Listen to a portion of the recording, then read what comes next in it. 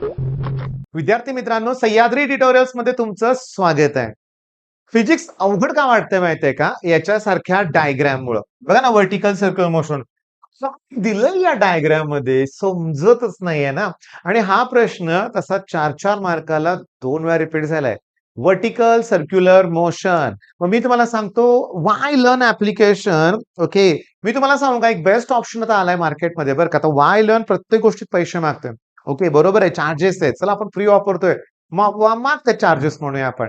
पण सगळ्यात इम्पॉर्टंट काय, की नवनीतनं काय केलंय, नवनीत पब्लिकेशन तुम्हाला माहिती आहे, त्यांनी सुद्धा या टाईपचीच पुस्तकं लॉन्च केलेत. वाय लर्न सारखंच paper with solution, paper with solution. बरं चला ठीक आहे, ते बाकीचं नंतर बघू आपण. तर प्रमोशन वगैरे करत नाहीये मी, पण जस्ट मी बघतोय की कोणते कोणते किती वेळा हा प्रश्न आलेला आहे आणि कसा विचारलाय. व्हर्टिकल सर्क्युलर मोशन, काय विचारलंय?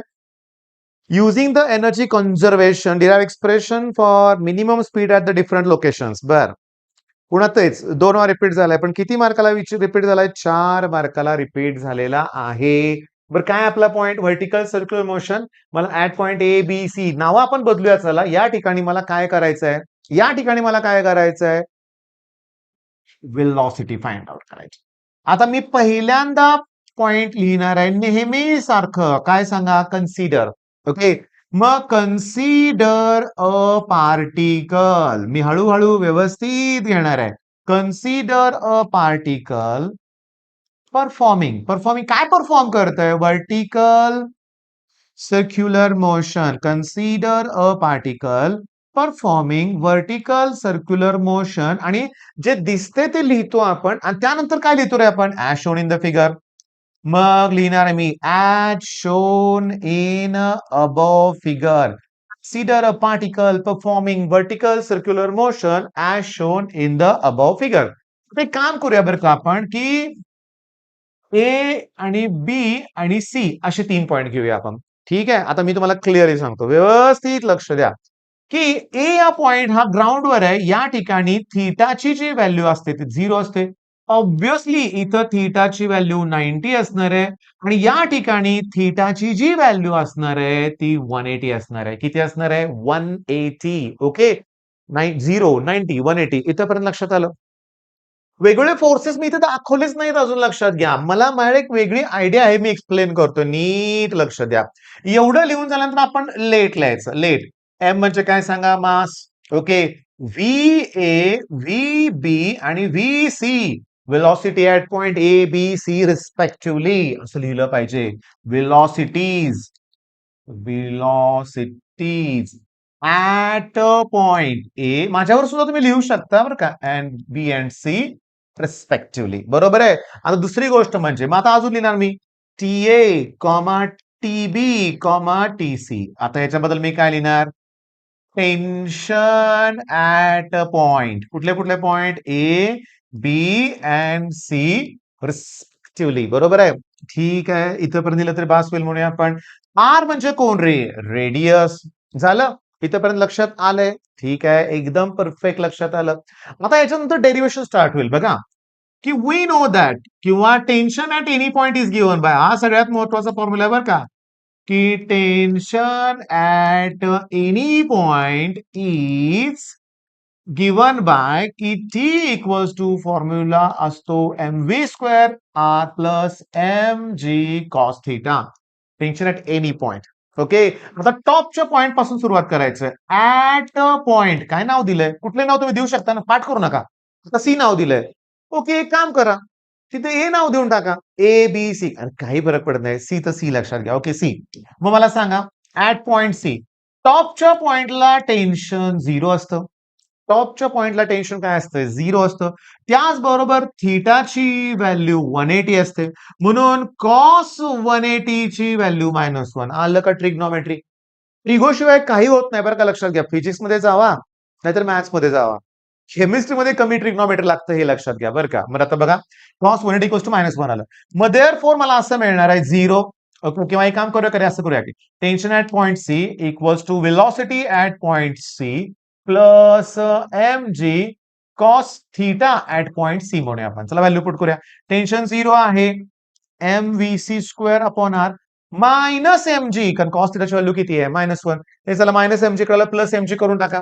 म्हणजे मला मिळालं M G equals to M V C square upon R. M ला एम कॅन्सल करा, आर इकडे आणा. R G equals to V C square. मग there four V C equals to root R G. यार बरोबर आहे ना.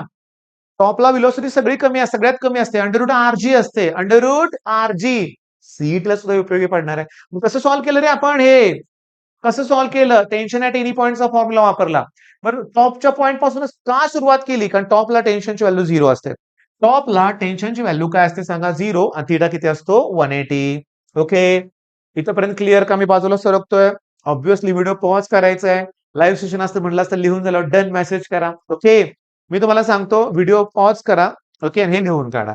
झालं. एक एक्सप्रेशन काढलं आपण. आता व्हेलॉसिटी फाइंड आउट करायची आहे मला. आपण नावं काय दिली होती रे? वरती काहीतरी सी नाव दिलं होतं, इथं बी आणि इथं ए ना? क्रॉस चेक करतो का? सी बी ए ए बी सी अशी नावं दिली होती. आता एक काम करूया. ऍट पॉइंट ए. मी सांगतो लक्षात घ्या. आता बघा मी काय करतोय. आता नेक्स्ट पॉइंट आपला. According to law of conservation of energy. According to law of conservation of energy. According to law of conservation of energy.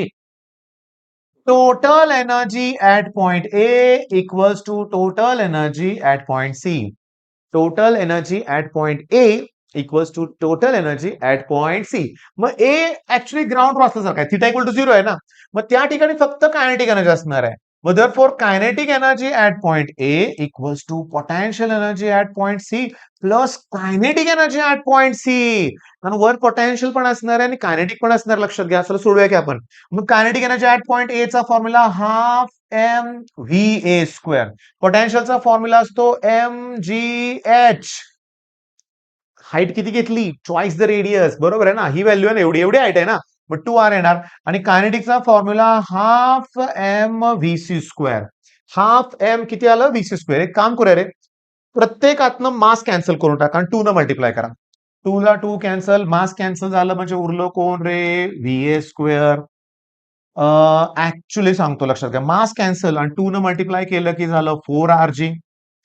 2 ला 2 कॅन्सल आणि मास कॅन्सल होतंय म्हणजे उरलं व्ही सी स्क्वेअर. म्हणजे मला असं मिळालं की मग V A square equals to 4 RG. लास्टचं पेज आठवा. व्ही सी स्क्वेअरची व्हॅल्यू RG होती. व्ही सी स्क्वेअरची व्हॅल्यू दिसते तुम्हाला? व्ही सी स्क्वेअरची व्हॅल्यू काय होती सांगा? RG होती. लक्षात घ्या. ओके. म्हणजे इथं येणार RG. मग झालं 5 RG. मग V A square that equals to 5 RG आलं. तर मग V A equals to under root 5 RG म्हणजे velocity at the bottom. Velocity at the bottom under root काय येणार? 5 RG. करा की कम्प्लीट. एकदम परफेक्ट कम्प्लीट करा. Law of conservation of energy. Law of conservation of energy. चला आता बी पॉईंटचं काढायचं ना आपल्याला. कायच अवघड नाही बी पॉईंटचं आता. पुन्हा लिहायचं आणखीन. पुन्हा काय लिहिणार? According to law of conservation of energy. लिहितो की मी. According to law of conservation of energy.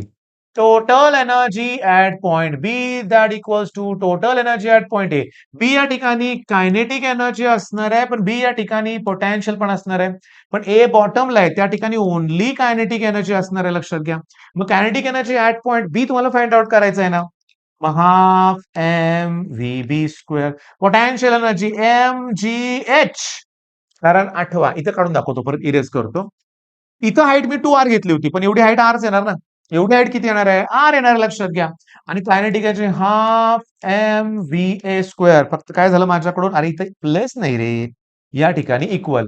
चला मी मगाशी ना तोंडीचे सांगितलं ना, काय लोकांना कळलं नसेल. एम एम एम कॅन्सल आणि प्रत्येकाला 2 न मल्टिप्लाय करा. 2 ला 2 कॅन्सल, फक्त व्ही बी स्क्वेअर उरणार जे मला फाइंड आउट करायचे आहे. इथं 2 न मल्टिप्लाय करा 2RG. 2 ला 2 कॅन्सल, व्ही ए स्क्वेअर म्हणजे 5RG. आता हे प्लस 2 तिकडे गेला -2 होतील. मग मला व्हीबी चा स्क्वेअर मिळेल 3RG. मग व्हीबी मिळेल अंडर रूट 3RG. मग therefore velocity at the bottom 5RG.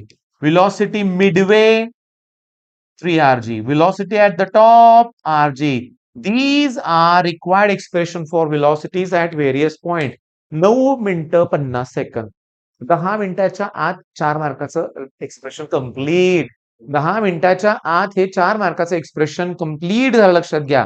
पण ऐका ना, स्क्रीनशॉट वगैरे काढून घेतला असेल तुम्ही, लिहून प्रॅक्टिस नक्की करा, नक्की करा. पण गंमत सांगू का तुम्हाला? डायरेक्टली मी तुम्हाला आता नीटचा प्रश्न घेऊन दाखवतो. कुठला?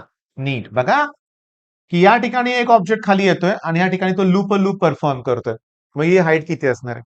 सांगतो ना, या ठिकाणी असणारी potential energy mgh that equals to या ठिकाणी असणारी kinetic energy half mv square. Half M V square. तो रोल होत नाही बरं का, स्लाइड होत येतो बरं का, स्लाइड होतो. रोलिंग वेगळं असतं बरं का. मग थांबा ना, एम ला एम कॅन्सल होईल. म्हणजे मला असं मिळेल जी एच. काय मिळालं? G H. फक्त एम ला एम कॅन्सल झालं.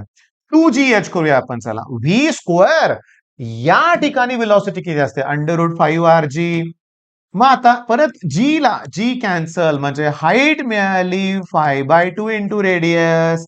अरे रेडियस म्हणजे डायमीटर बाय 2 असते. मग डायमीटर बाय जर 2 रेडियस घेतली मी, diameter by 2 radius value d/2 टाकली इथं मी, तर 5d/4 येणार की नाही? तर हा प्रश्न नीट सारख्या एक्झाम मध्ये आलेला आहे. पण प्रॉब्लेम असा आहे, लक्षात घ्या, हे जे म्हणतोय ना मी, एक्झाम गोल ऍप्लिकेशन जर आपण बघितलं, कुठलं ऍप्लिकेशन? एक्झाम गोल. मग त्यात नीटचे प्रश्न जर बघितले आपण, नीट, ओके, मी तुम्हाला सांगतो, लक्षात घ्या. इथं कसं आहे बघा, आणि त्यात आपण फिजिक्स मध्ये गेलो, explore chapter, motion in a plane, हे जरा वेगळं आहे बरं का, मी कधी बघितलं नाही. वर्क ऑन रोटेशनल मोशन बघितलं आपण. टॉपिक वाईज पण असतात बरं का, एक नंबर क्वेश्चन आहे. Combine question, angle momentum, moment of inertia. अरे यांचा डिलीटेड पार्ट असतो रे भरपूर, लक्षात घ्या. ओके, ऑल क्वेश्चन्स म्हणूया आपण. मी तुम्हाला सांगतो, नीट सारख्या पेपरमध्ये सुद्धा मी बघितलेला प्रश्न आहे, पण आता हुडकायला आपल्याला वेळ नाहीये. पण माझ्यावर विश्वास ठेवा ना, ते 5/2 येऊन गेलं परीक्षेत, लक्षात घ्या. येऊन गेलेलं आहे. पण आता त्यांचा सिलेबस डिलीटेड, चेंज वगैरे आपल्याला माहित नाहीये. तर आपण जास्त शोधत बसायला नको. पण सोपं आहे रे. काहीच अवघड नाही रे. काहीच अवघड नाहीये हे. मग चला, एक्सप्रेशन छान सुरू आहेत. रोज तुम्ही अभ्यास करताय. 10 मिनिटापेक्षा कमी वेळेत एक डेरिव्हेशन होतंय रे. करणार कोण? तशी जस्ट सुरुवात झाली ना, हळू इथं तुम्हाला 100+ डेरिव्हेशन्स दिसतील. मग तणाव येईल कधी करायचं ते. पण रोज करताय ना, काँग्रॅच्युलेशन्स. यश मिळणार आहे. All the best.